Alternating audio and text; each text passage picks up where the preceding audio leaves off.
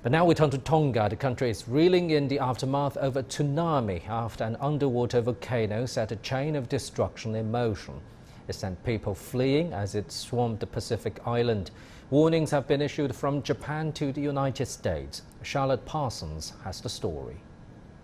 It began with this: an underwater volcanic eruption, powerful enough to send plumes of smoke and ash 20 kilometers into the sky. What came next was this. A tsunami hit the Pacific island of Tonga, crashing through streets and homes, sending residents scrambling for higher ground.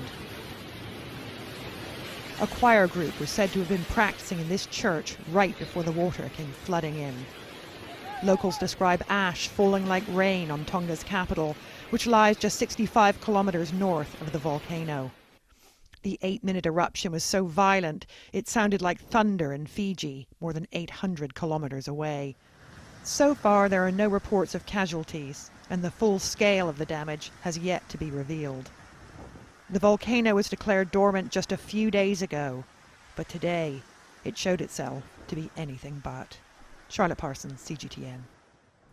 As we just mentioned, tsunami alerts have also been issued in several other countries on the Pacific Rim. In waters of southwest Japan, boats drifted in a port were toppled or submerged after reports of more than 75 centimeters of tsunami water. An advisory was in effect for the US and the Canadian Pacific coast. Tsunami waves already triggered floods in the US state of Hawaii. People in parts of the San Francisco Bay Area were ordered to evacuate.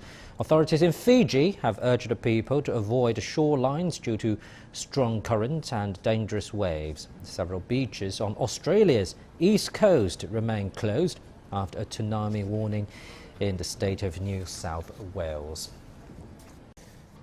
Meanwhile, New Zealand is trying to get in touch with Tonga, where the tsunami has knocked out communications. The country's Prime Minister, Jacinda Ardern, has just briefed the press about the matter. For more on that, let's cross live to our correspondent Owen Poland in Auckland. Owen, tell us more about the messages from Prime Minister Jacinda Ardern. Any words on the latest situation in Tonga as communications were blacked out by the tsunami and, of course, the earlier eruption?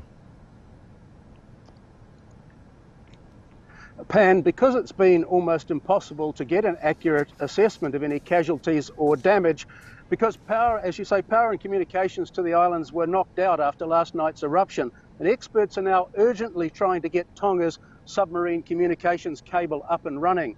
New Zealand's Prime Minister says the eruption is deeply concerning, and the most significant impact appears to be on the northern side of Tonga's capital of Nuku'alofa, where large boulders and boats have been washed ashore. The capital is also covered in a thick film of volcanic dust, which has contaminated water supplies, so there's now an urgent need for drinking water.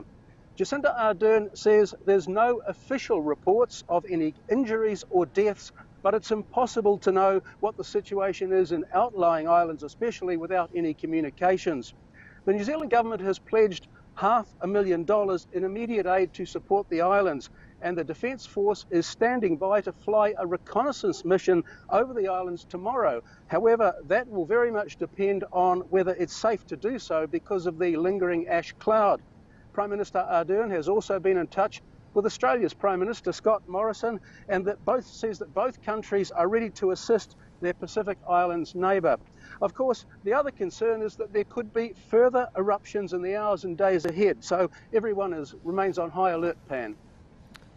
Owen, how about the situation in New Zealand? Any tsunami warnings or even any tsunami at all? Well, as you can see in the sea behind me, it looks very calm right now. But the eruption was so violent that explosions were heard more than 2,000 kilometres away here in New Zealand. And authorities immediately issued a tsunami alert for the east coast of the North Island, which warned of potential sea surges and coastal flooding. In fact, one popular holiday destination in the far north had to be evacuated after huge waves swept into a marina and caused millions of dollars worth of damage by sinking boats and badly damaging others.